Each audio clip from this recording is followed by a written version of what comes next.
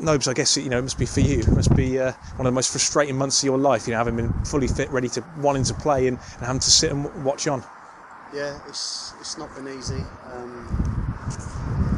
The 3-month loan ended on the 13th, 14th of December, and so up until now has seemed a hell of a long time.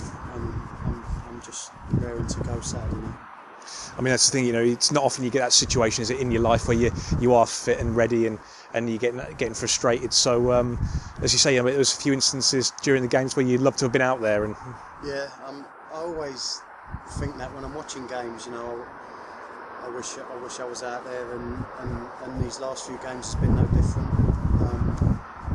So Saturday I'm happy that I'm available and hopefully can to get back playing where I left off. Yeah, did last Saturday feel like a bit of the nail in the coffin? I know it was really late that we found out you weren't going to be available after you'd had those 3 games when you'd been thinking that's finally to an end, and suddenly next thing you know you've got one more plastered on. I thought I was going to be available. That was the plan. I was missing 3 games, and as January come around I'll be back available. But it weren't until last Friday morning that we found out that I couldn't play, and that was literally rubbing salt in the wound sort of thing, and that was the hardest one to take, but that's out the way now, and onwards and upwards. Yeah, as you say, so you've been raring to go now, and presumably you've been keeping yourself as fit as possible, and this week, in training, you're training with the match at the end of it, so are you still feeling nice and fit? Yeah, I've been, although I haven't been playing in the games, but I've still been training with all the rest of the boys all over the Christmas period, apart from a couple of days that I had off, which was nice, but